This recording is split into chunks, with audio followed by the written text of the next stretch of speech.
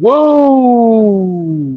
What's going on? What's going on? What is going on? We have the 6MK versus Kev thing going on today. As you already know, the two topics that we have here, we're going to be talking about Kyle Pitts and the possibility of him, not even just the possibility. It is said that 9 times out of 10 that he will be franchise tagged by the Atlanta Falcons.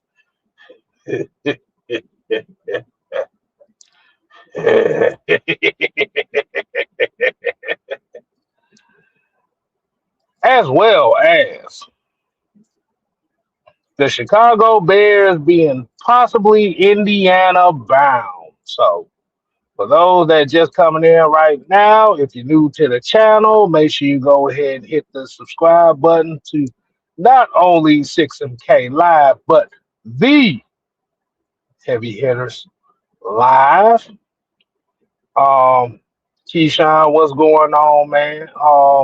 Try to wait till a couple people get in here, just to give a shout out to what's happening. Yeah, it's very, very. It's a very interesting day already. Um, let's go and get right into it. So,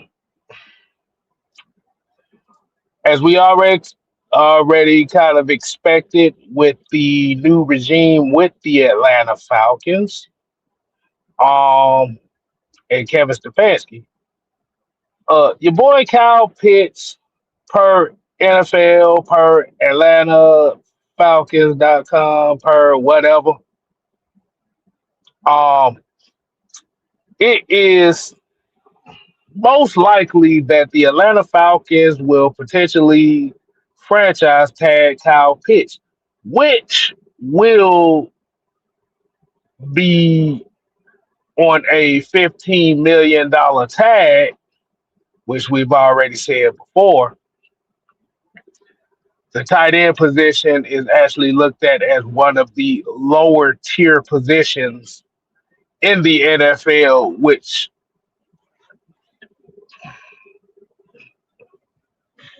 excuse me, which will be one of the cheaper positions to keep around. Now, as we saying to this aspect of things, why the Atlanta Falcons may be looking to franchise tag Kyle Pitts. The franchise tag for the tight end position is about $15 million, which means he ain't gonna cost shit.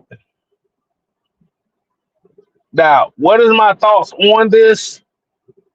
I'm not surprised, just for the simple fact that if we look at Matt Ryan, we look at Kevin Stefanski and etc., and look at and as the guys that they brought in, they're looking to recreate this Atlanta Falcons team to be as efficient and as, as the 2008 and 2009 Atlanta Falcons.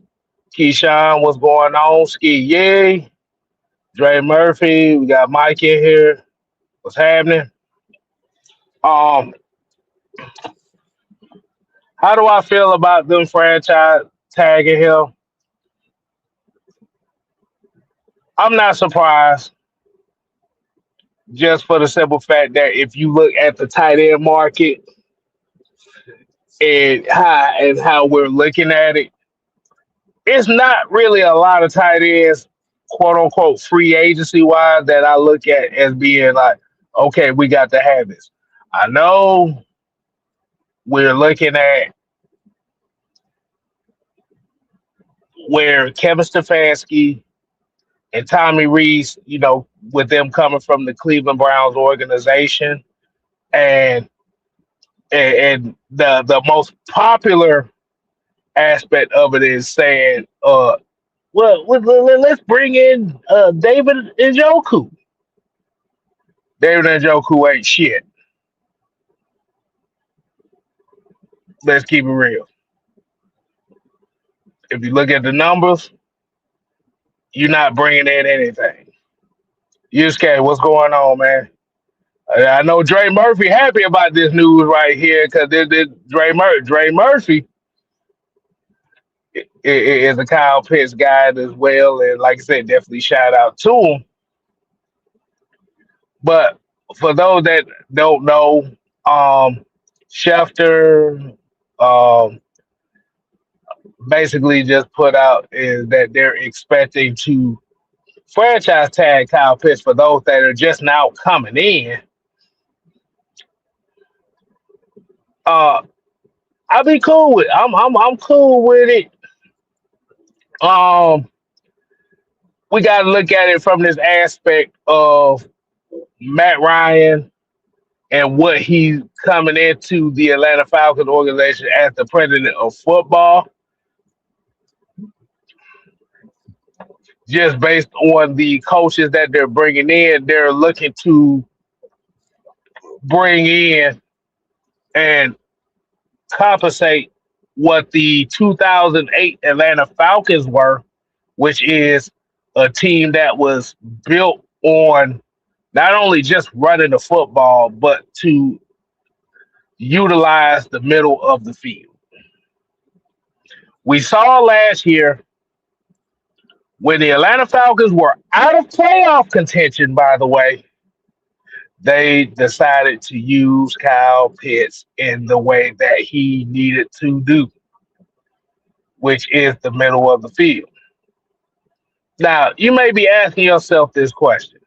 So, if they're looking to franchise tag Kyle Pitts as what, and, and the news is they have till July to strike up a new deal for Kyle Pitts. What does that mean for the team overall? It just means that some guys gonna be gone. They're basically going to build and make the identity of the football team, the offensive line, the tight end, and the running back, which a few teams right now that are what you would consider teams that are consistent playoff contenders are building their teams around us. And that right there, my friends, is a lot of crash out going on. You got a lot of the Justin Field throw babies, Drake London throw babies that's sitting around here talking about, oh my God, why would you tag Kyle Pitts? He sucks. He not this and that. And other. Whatever. They're building this team from the inside out. I'm sorry, y'all. I'm just gonna say it again. They're building the team from the inside out. But is this a possible franchise tag for a long term deal, and which is what is reported, or is this a franchise tag that could be built as a trade asset? Everything comes down to it. Everything just gonna come down to what they want the identity to be. Um, and if you're wondering, what does this mean for Drake London? We don't know. Because the thing about it is with the wide receiver market and how everything is based off of, it's going to be a rough and tough task to really look at wide receiver and paying for a wide receiver, especially when the wide receiver market is on the average of more than 26 to $30 million a year for Drake London.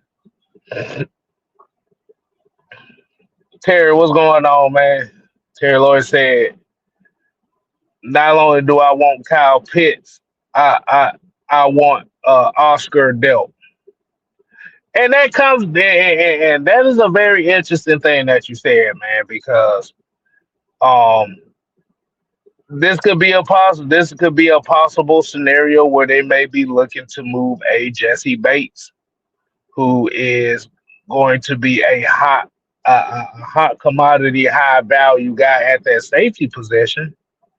Um, we just gotta look at from the simple fact that with Ian Cunningham coming in, I almost said Ian Robinson for us that for but they're not going to be looking to throw a lot of money at a lot of different things. You want to make sure you have everything that's set. D Sloan, what's going on, man? Said uh, this is the prove it deal for Pitts. I believe they're structuring a long term deal for him, and I believe Drake will not want to sign for that much, but at least 25 to 28 a year. Yeah, so right, so Sloan, appreciate you with that comment right there. This basically is okay, Drake London, what do you want to do? How you want to go about it? Because if Kyle Pitts gets that deal, because remember the news is they have until July to striker up a new deal for Kyle Pitts. So let's just say the Atlanta Falcons strike up a deal with Kyle Pitts. This is one of those okay, Drake London, what you want to do type of deals. Just like D Sloan said here.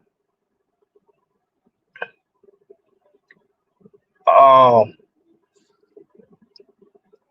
hey man, we're in the NFL league right now where it is real tough to build a team like the team that we have with Bijan Robinson, because Bijan Robinson is the face of the Atlanta Falcons.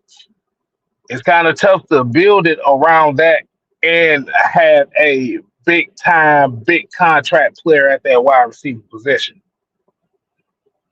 Um, Fred, what's going on? What's going on, man? Appreciate you coming in. GM said draft and retain your own players.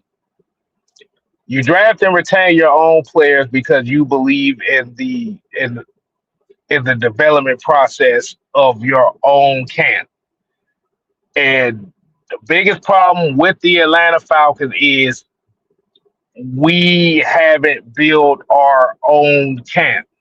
We had, like I said, we haven't built a system or a culture to where we can get guys to come in, do their thing, and then have guys drafting guys or bringing in guys to be that extra ammunition. Um, so when we do these 6MK versus Kev things right here, this is mostly a Q&A type of thing. This is just by me because if y'all know me pretty well, I'm not the one with a bunch of words. I like to keep everything as short as possible. If Billy Bowman didn't get hurt, I would guarantee Jesse Bates would be gone. Yeah, yeah, that is true. But with Terry, with not Terry, but with Kevin Stefanski and what they want to bring in, like I said, they want to bring in a tight end eccentric offense with some speed guys on the outside. Because I know a lot of people look at this aspect as say, okay, we bring in Kevin Stefanski, Tommy Reese. Okay, free agency, let's look at David Njoku. If you look at David Njoku's numbers, David Njoku ain't shit as far as consistency at the tight end position. I know we look at Kyle Pitts and say, well, he's not this and he's not that and he's not putting up these type of numbers. He's not putting up the tight end class free agency is very, very weak, as well as the tight end position in the NFL draft is not as weak. I don't think the tight. I think the tight end class in the NFL draft is okay, but the thing is, when a coach coming into a new situation with and you want to have some consistent parts, and per some Falcon fans who are really upset about this possibility of Kyle Pitts getting tagged, Kyle Pitts is a consistent part of this offense. We saw the Kyle Pitts that we were expecting when they were out of the playoffs, in which they used him in a multitude of ways in the middle of the field and as closer to the line of scrimmage as possible. So, like I said, man, y'all just make sure y'all throw y'all questions in here, right? Throw your questions in here for future videos throughout the week.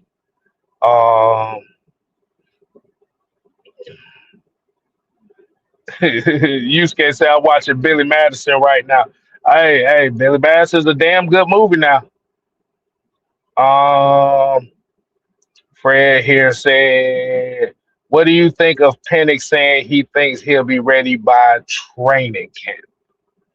I'm not surprised by that, because if you know the mindset of competitive guys, they want to tell you that they're ready by the time that everything gets set. Like I said, everything is just going to be set on how confident that the medical staff feels that he should be at and stuff like that. Because the one thing with Penix is you like I said, he can say he ready, but you don't want to rush him. Right. Keyshawn said, I think Drake's contract won't break the bank. I would expect a contract from anywhere between 28 to 32 without incentives, which is average for a wide receiver like him. That is,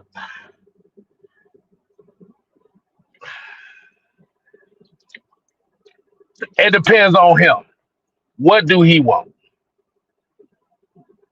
Because even 28 to 32 million for a wide receiver, based on how the offense that they want to build in Atlanta is, that's going to look like a big expensive spend right there. And I don't know if they're going to be willing to go that route with the 30, the 20, and the 32. Let's just look at the 32 as being the barometer right there. If you're looking at a $30 million wide receiver in today's age, in today's NFL, it's just going to look like, ooh, I don't know.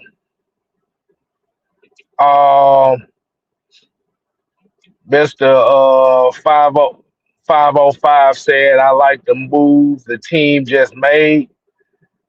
Basically, what they're building is they're trying to build a quarterback friendly offense in which you have safety blankets, and not only just basically in the middle of the field, because I got to count Bijan Robinson in there as well. The thing is, where a lot of people are kind of being upset about is, what does this mean for a guy like a Tyler Algier? Is Tyler Algier going to be one of those guys that's going to have to be a casualty, or like I said, they're going to let him walk in free agency based off a move like this? It's all going to depend on him. We just saw Javonte Williams signed a 3-year, $24 million contract with the Dallas Cowboys, in which I think it said $16 million of it is guaranteed, and he was the RB1 down in Dallas.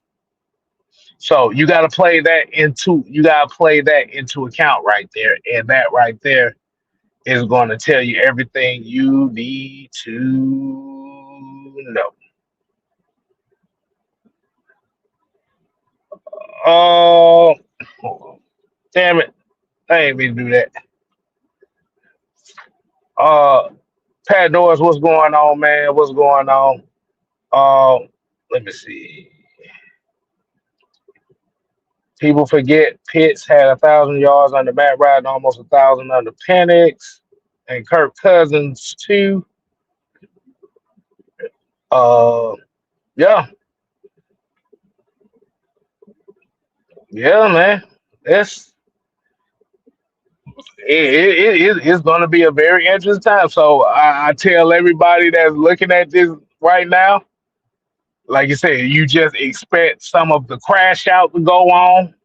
It's going to be a lot of crashing out going on right now because you have a lot of people that were kind of expecting Kyle Pitts to be gone and to be like, okay, fuck him and all he stand for. Basically, the Atlanta Falcons are trying to build the team to be like the '08 Falcons. If anybody remember what 2008 when Matt Ryan was a rookie, it was essentially a trench eccentric team. Um, they were built on running the football. It wasn't necessarily a high power downfield offense, though that's what they're trying to do with this quarterback situation. Like you said, I don't believe Kirk Cousins is going to be here for the long term. They may possibly look at other quarterbacks to come in and kind of fill that gap role. Um, Joe Flacco may possibly be a guy that you may look for, but they want to essentially make it a QB friendly offense. Um,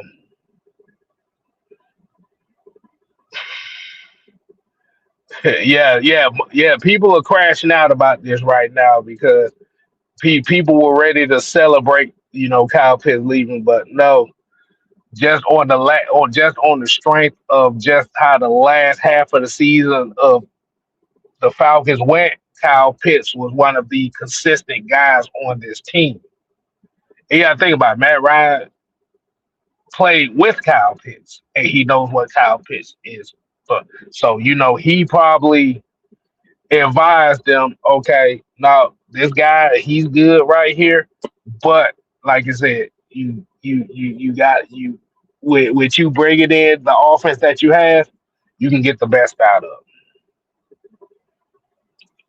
Um, let's see what we had 23. All right, so I got a few more minutes to come into. I want to go ahead and speak on something else that's not Falcon related. So for those that may not have been watching the football news that's going on, is the Chicago Bears may possibly be heading to Hammond, Indiana. For those that don't know about what's going on with that situation, is the Chicago Bears, well, are on a possible move. Like I said, this ain't no okay next year type move, but this may be a little bit down the line where the city of Hammond, Indiana, has already put out legislation to the Chicago Bears to take on the burden of building that new stadium that the franchise want. So if you ask yourself, are they going to be the Indiana Bears or are they going to be such and such? 9 times out of 10, they're probably going to end up being the Chicago Bears still because Hammond, Indiana is right there on the border of Illinois. So they're moving the team from Soldier Field to Hammond, which is like 10 more minutes down the road. And what ended up happening is it's a lot of backlash from the Chicago Bears fans because now you're taking a team and you're moving it out of a state to another state, in which the Chicago area, the Illinois area, is going to lose a revenue of almost 50, $60 million a year just based on the Chicago Bears being there itself. And this is what I keep saying. Like I said, we can argue about how we feel about certain teams. We can feel about what our team is, and they haven't done such and such stuff for us. Um, as y'all know, as Falcon fans, you always heard the term, well, man, they need new ownership, or they need to relocate the team because the team ain't doing this such and such. You gotta look at the consequences that come behind that. It's a possibility, like I said, with the possibility of Chicago Bears, who have been in Chicago for over 100 years, moving to a whole nother city. That's a lot of money out of that state that's getting relocated to another state. So a lot of times when we be upset about certain things ain't happening to us, you just have to think about it from this standpoint. That's a lot of money gone, and especially from the city of Chicago, in which you have, you know, Caterpillar, and you're looking at the news that you got a lot of other businesses that's moving out of that city in itself.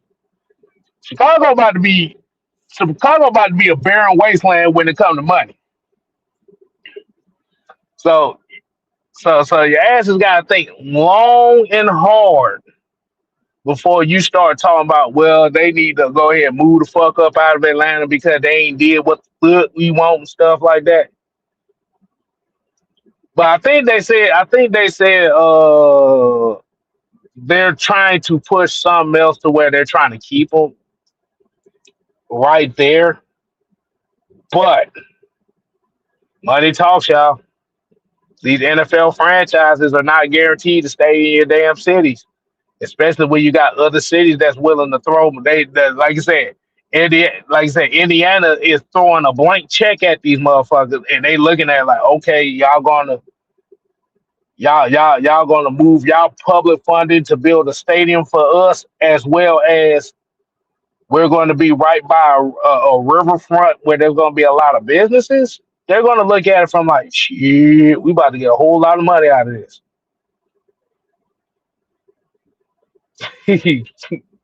Yeah, Chicago is a mess right now.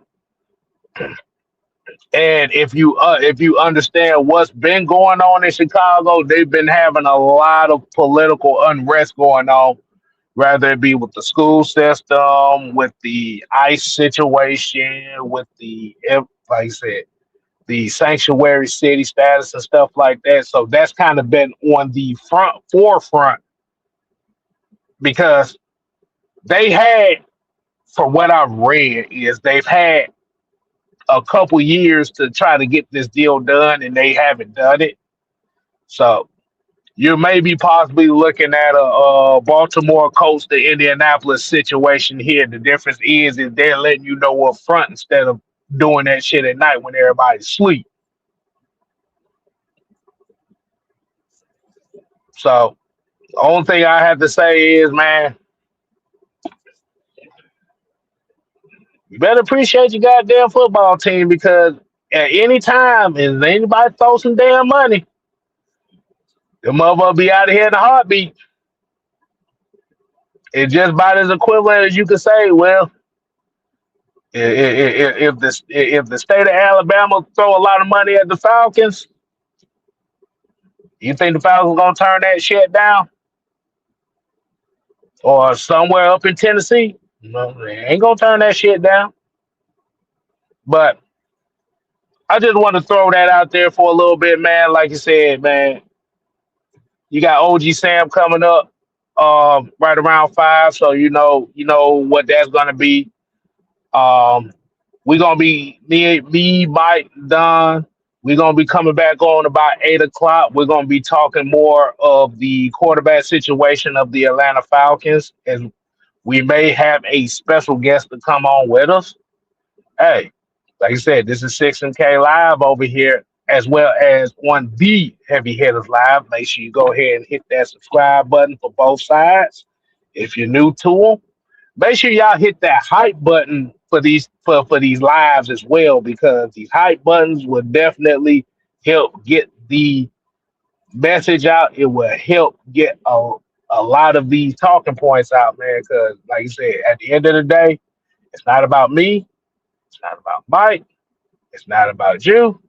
It's not about the unholy alliance. It's about the viewers who are watching. Let these folks get they do what they do. So until next time, we see you on the flip side. We'll see you later. Deuces. Don't judge me. I just wish you knew.